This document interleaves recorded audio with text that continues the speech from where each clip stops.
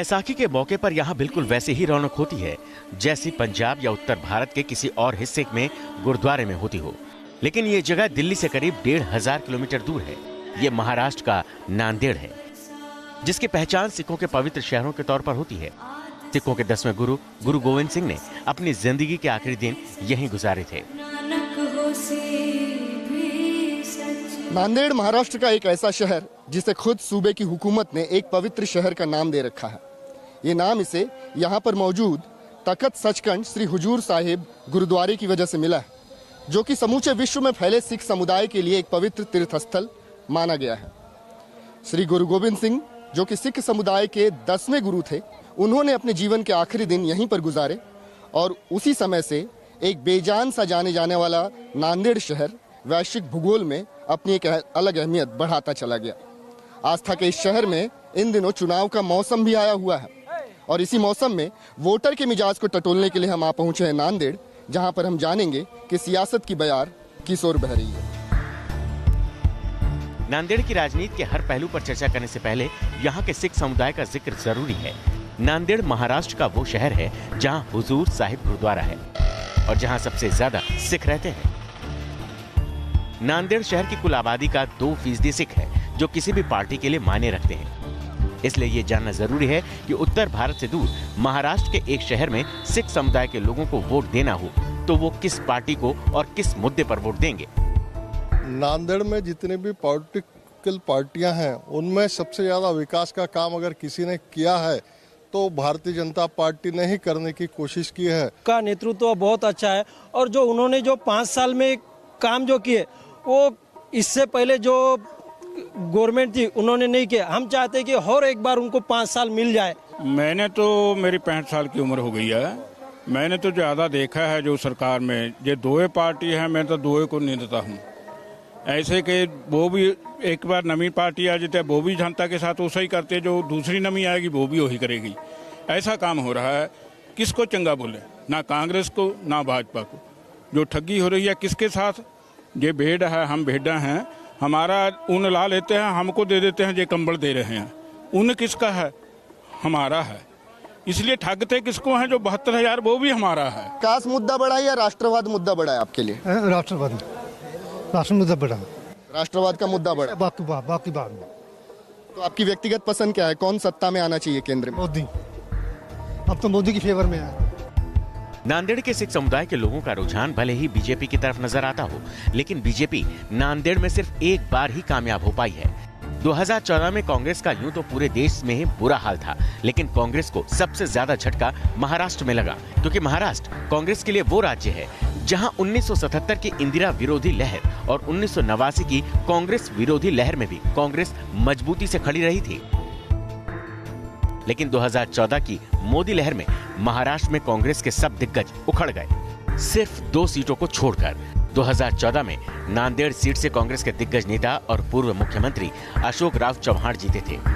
अशोक चौहान को 4,93,000 वोट मिले। दूसरे नंबर पर बीजेपी के डीबी पाटिल रहे थे, जिनको करीब 4,12,000 वोट मिले थे। यानी कांग्रेस के अशोक चौहान इस सीट पर करीब 80,000 वोट से जीते थे।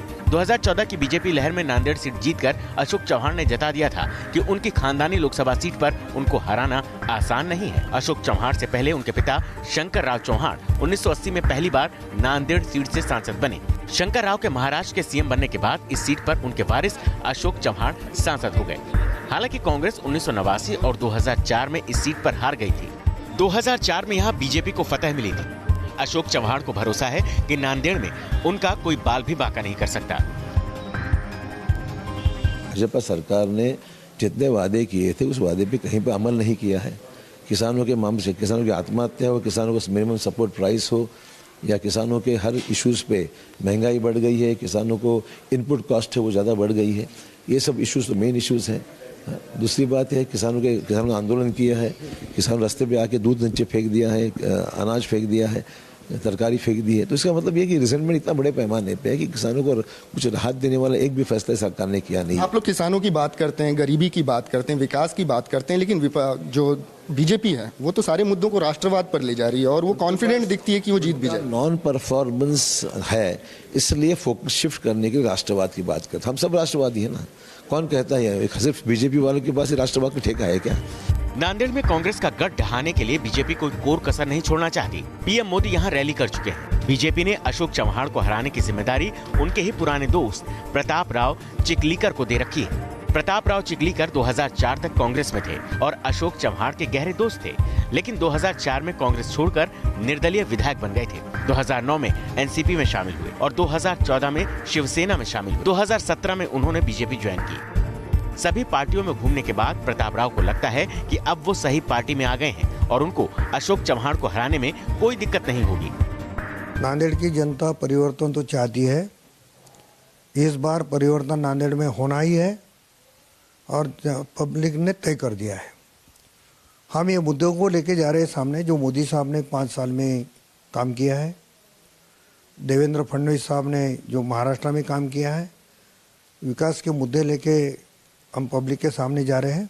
आपको ऐसा लगता है क्या कि अशोक चव्हाण सिर्फ चव्हाण घराने के नाम पर वोट मांगते हैं, उन्होंने नांदेड़ के लिए कुछ नहीं किया, ऐसी कोई बात है क्या? बिल्कुल ये बात सही है कि घराने के नाम पे ही वोट मांगते हैं।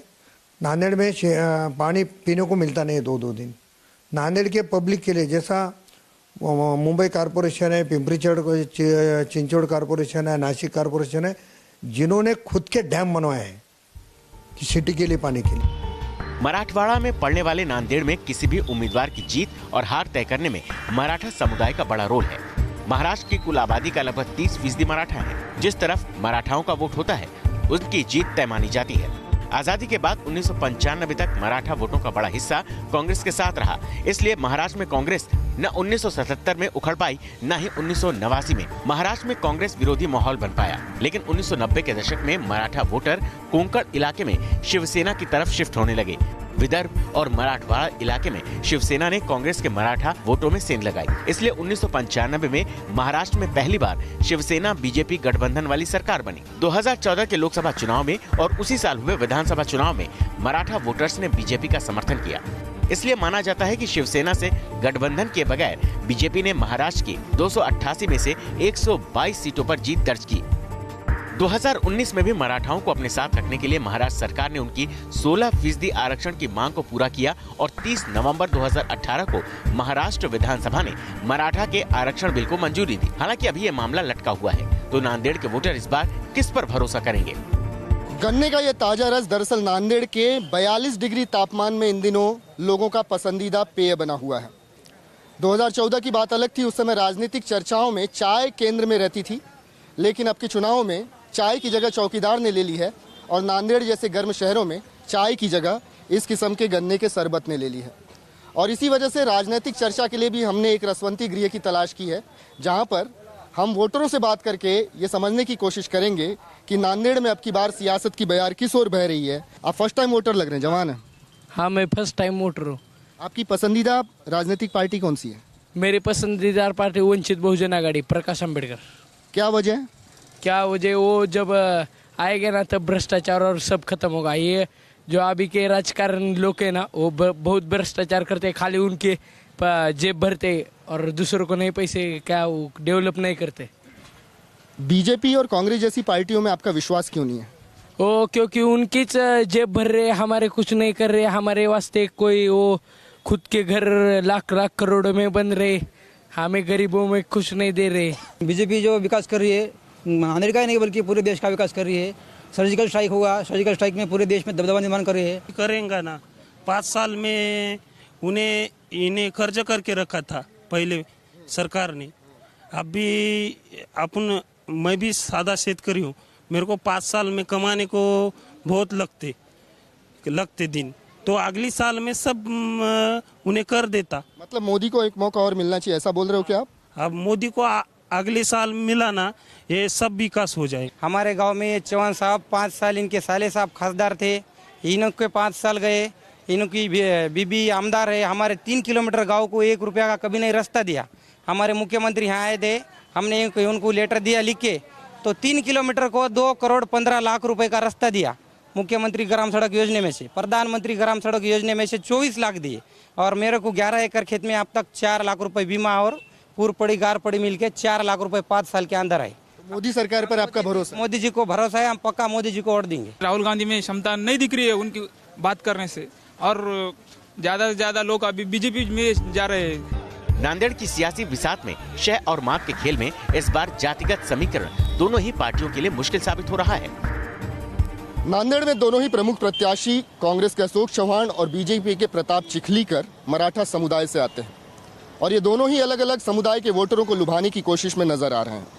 नांदेड़ में मराठा वोटर और दलित वोटर ये महत्वपूर्ण वोटर माने जाते हैं, तो वहीं मुस्लिम वोटर भी यहाँ पर एक अहम किरदार निभाते हैं। इस बार महाराष्ट्र में दलित नेता प्रकाश आंबेडकर की पार्टी भारिपा बहुजन महासंघ और असदुद्दीन ओवैसी की पार्टी AIMIM ने तीसरा फ्रंट वंचित बहुजन अघाड़ी बनाया है। माना जा रहा है कि दलित और मुस्लिम नेता की ये एकजुटता नांदेड़ जैसी जगह पर कांग्रेस को नुकसान पहुंचा सकती है, जहां दलित और मुस्लिम वोट ज्यादा है। इसलिए कांग्रेस इनको बीजेपी की बी टीम बता रही है। बीजेपी की बी टीम है, बीजेपी चाहती कांग्रेस का वोट डिवाइड करे, इसीलिए उनको खड़ा कर दिया है। ये नई बात तो है नहीं, हर चुनाव में होता है। वंचित बहुजन अघाड़ी से अशोक चौहान की नाराजगी की वजह आंकड़ों से जाहिर होती है।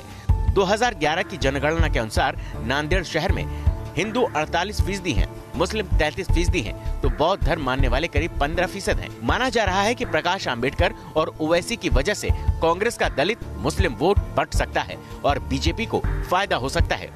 इससे पहले के चुनाव में दलित पार्टियों के नेताओं को मिलाकर नांदेड़ में 50,000 से 1 लाख तक वोट मिलते रहे हैं, तो लोग इस चुनाव में किसको चांस देंगे? नांदेड़ में आपको क्या लगता है कौन सी पार्टी अब की बार चुनाव जीत कर आएगी? कांग्रेस जीत कर आएगी। किस वजह से? अशोक राव अच्छे आदमी है बोल के हमको लगता है कि अशोक राव चुन के लाना चाहिए अशोक राव को। ताई आपको क्या लगता है कौन सी पार्टी जीत के आएगी? कांग्रेस। कांग्रेस किस वजह से जीत के आएगी? वो अच्छा काम करते इसलिए। थोड़ा मार्केट में हमारे हाथ थोड़ा जाम हो गए, पैसे नहीं है मार्केट में, पैसा नहीं है किसके पास, सब व्यापारी पूरे परेशान है। हम हर कोई व्यापारी परेशान है फिलहाल में। अभी पाकिस्तान में घुस के बदला लिया अपने सैनिकों का, ये सब काम को आप लोग सराहते नहीं हो क्या? बदला लिया उन्हें, वो बात सही है, मगर हमारे को उसका कोई फायदा नहीं होना इधर मोदी सरकार का। जो अब वो फायदा है हमारे अशोक राव का फायदा है यहाँ पे फिलहाल में। नांदेड़ में कांग्रेस मजबूत है, इसकी तस्दीक 2017 में हुए निकाय चुनाव भी करते हैं। निकाय चुनाव में कुल 82 सीटों में से 73 सीट कांग्रेस ने जीती। तो क्या लोकसभा चुनाव में बीजेपी कांग्रेस पर भारी पड़ने वाली है?